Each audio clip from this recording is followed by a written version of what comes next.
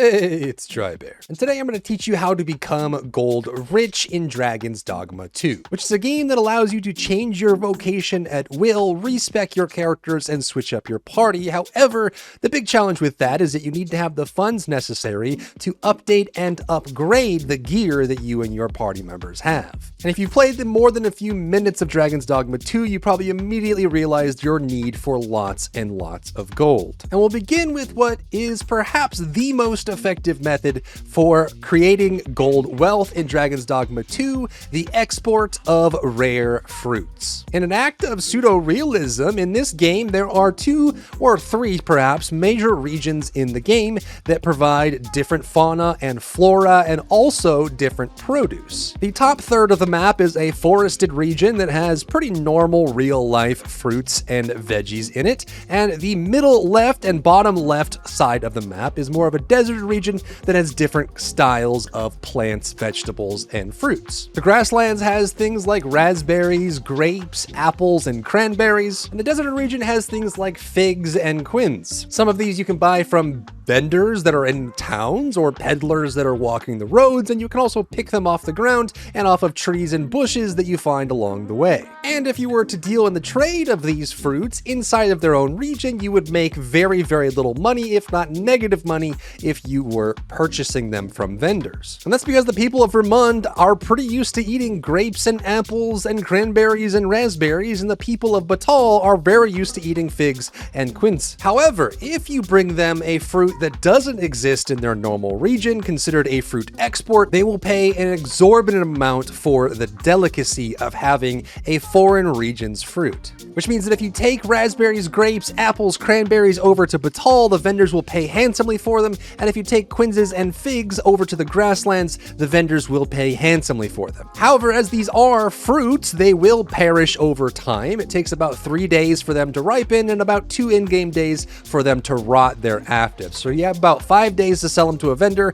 before they rot and become useless. So as of right now, the most effective way of making gold is taking advantage of this fact. Gather fruits from one region, take them to another region, and sell them to a vendor. You can do this by traveling along the roads and gathering them and then going between the 2 regions and selling them to vendors, and you'll make significantly more money if you can sell them to a vendor once they've already ripened. And if you really want to streamline it, there are 2 known vendors in the grassland regions that sell specifically grapes and apples that restock every single morning. So at the start of a new day, they will restock their stock of grapes and apples. So what you can do is go to these vendors, buy out their stock of apples and grapes, rest for a full day, which is 4 segments, go back, buy the rest, and keep doing so, and then take all of the ripened apples and grapes that you have from the grasslands to any vendor in the Batal region and sell to them to make an exorbitant amount of gold. In Vermont, the Mia traveling peddler will sell apples and grapes, and you can also take an ox cart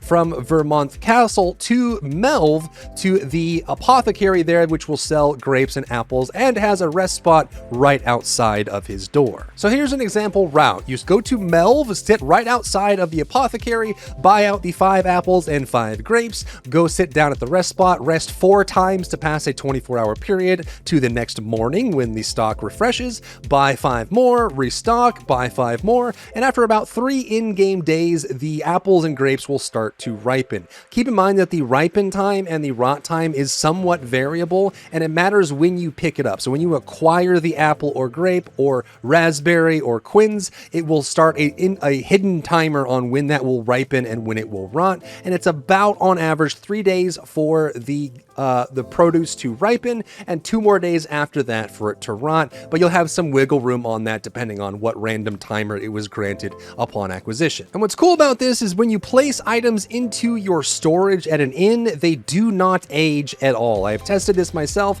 I did the sad Keanu meme where I put a bunch of fruit in my storage and then I sat at the bench and rested for 100 days in a row and none of them changed their status. So you can sit them in the inn and rest them there. So what I usually do is I will get up, grab some grapes and apples or get some quince or some figs and then rest until they ripen, throw them in storage, and then you can have up to 99 in a single stack. When you have 99, grab those, go to a vendor in the opposite region, sell them, and then repeat the process to get hundreds and hundreds of thousands of gold. Now you can take ox carts from Melve to Vermont, and then from Vermont to the border checkpoint town, and the border checkpoint town to Batal, and then in between those. However, it is very possible that you will have your ride on the ox cart interrupted. It's also possible you get attacked by a large monster that destroys the ox cart. So ideally, once you make enough gold and you're later on in the game, you can start using fairy stones and port crystals to teleport between vendors in the different regions so that you can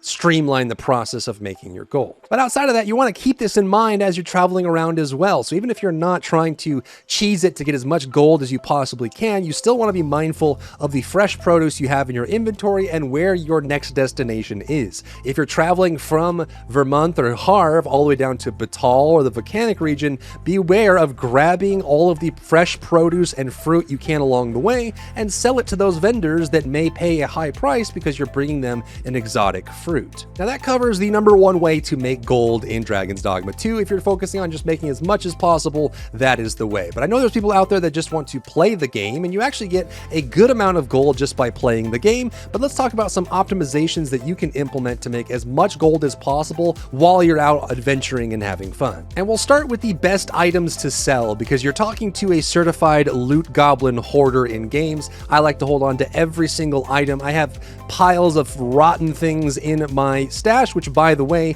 have been useful for more than one quest in the game, having rotten items on stash. But it's hard to know which items you can sell reasonably, because you know you won't need them, and which items you can't. So let's talk about that first. The number one sellable item in the game is going to be gemstones, like Tiger Eye, Onyx, and Jasper. These items have two main purposes in the game. One, they serve as a gift to NPCs to raise affinity, and if they really like that gemstone, you can get a lot. However, you can freely farm flowers and craft the gift flowers, which will accomplish the same goal, and you won't have to worry about that as much, so you can sell these gemstones. But wait, don't sell them right away. When you go to the description of the gemstone on it, it will tell you where those gems are seldom seen, and that, much like the exotic fruits, will be a significant increase in their sale price. So reading on the description of the gem, if it says that it's Elvenland or Batal or Vermont, that will tell you where you would get the best possible price for that gemstone, which will be sometimes upwards of 2 to 3 times the sale price in other regions. You can get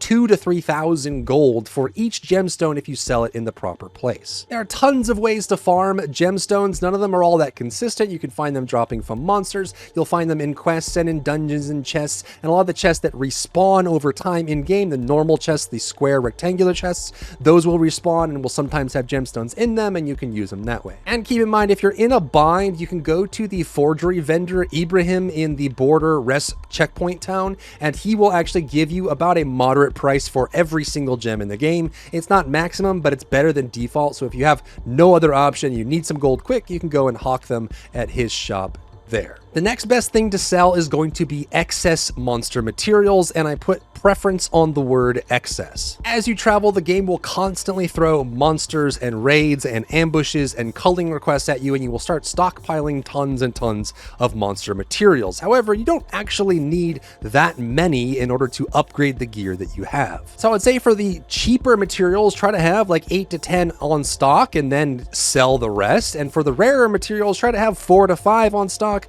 and then sell the rest, and then you can kind of farm that you need, but just sell off the extra ones you have, and be sure to check your storage to see if you're starting to pile up many extra monster materials, which you can be selling for a good amount of gold. However, the one thing I will caution you on is dragon or drake materials tend to be the most in demand and the rarest, so I would usually never sell either dragon scales or the worm life crystals or anything that comes from a drake, really. And the last thing you could look to hawk is going to be camping kits. There's actually a lot of misunderstanding on how these work in the game. Camping kits themselves weigh a lot, and they are actually not consumable. You can use them as many times as you want, and as long as nothing happens during the night, you will get the camping kit back and you can use it again. So you don't need an endless supply of camping kits. However, if for whatever reason you get a nighttime raid while you're camping, the camping kit will be destroyed. So if you are planning ahead, you want to make sure that you have a few extra to make sure that if one gets destroyed, you can still still, you know, go to storage, pick it up and use another one, but you don't need 50 camping kits on your character in order to get along. Now, there are different kinds of camping kits that have higher resistance to raids in different regions. The grass patterned one is better in the grassy areas near the arbor camp. The sand patterned one is better in the Batal region. And there's going to be like elite camping kits and things like that that have a pretty high resistance to night raids. But if for whatever reason you do get a night raid, you're still going to lose that camping kit. But they're extremely heavy and they do sell for a couple hundred to 1,000 gold. So if you have excess, you can sell them off. Like if you have 10 camping kits, you don't need 10 camping kits. Next, let's talk about some gameplay ways to earn gold. And the first one is going to be through pawn quests. So pawns themselves, you can set a pawn quest for your pawn by going into a main, like non-forgotten specified riftstone, and you can set the pawn quest in here. And then you can set a reward for people who complete that pawn quest and give badges and medals to your pawn. And you can grant any item in the game, including equipment or consumables, or you can just grant gold. And I think as people get more and more gold rich in Dragon's Dogma 2, they're starting to offer gold as a reward. Like I have my pawn quest at 10,000 gold for killing a Cyclops. So what you can do is you can pick up 2 pawns in the pawn rift that have a high gold reward for their pawn quest, go do their pawn quest, dismiss them both, hire 2 more pawns that have the pawn quest for gold and do that again. And you can just keep doing this every time you hit a riftstone to make a pretty large amount of gold. If you have people that are doing the max amount of 10,000 gold, which a lot of people are now after a couple days of playing, you can just go and grab 2, that's 20,000 gold. The next riftstone, you drop them off, pick up 2 more, that's 20,000 gold, which is a very reasonable way to make money regularly for things that you're already doing. You can also pick up a pawn that has the Hawker specialization. There's tons of specializations for pawns that give them special effects and skill sets, and the Hawker specialization allows you to sell items to the pawn and allows them to go sell them off for you to make money, which just becomes more of a convenient option for you if you're out on the road. Lastly, let's talk about some farm locations that you can go to farm up gold if you're looking to just play the game, have fun, and still farm up some things. If you're not looking to buy and handle the export of rare fruits, and you're not looking to farm gemstones and monster materials, you just want to go kill some stuff, the best thing you can do is kill humanoid monsters. So goblins, hobgoblins, knackers, choppers, and bandits are going to be your best choice because they have a chance to drop gold. And this also extends to the undead as well. So zombies and skeletons. Zombies tend to be a little bit better than skeletons, but they can drop anywhere from 200 to like 900 gold every time you kill one of them. And even better is the zombies themselves that drop the gold and silver teeth that drop for gold as well. The gold teeth will sell for 300 gold and the silver teeth will sell for 900 gold. So each zombie has a chance to drop anywhere from 200 gold to 1800 gold every single time you kill one of them. And so farming zombies is one of the best way to do this, but you can also farm bandits and goblins and some other things. You'll find some bandits on the way to Drabnir's Grotto in Batal. You'll also find a bunch of bandits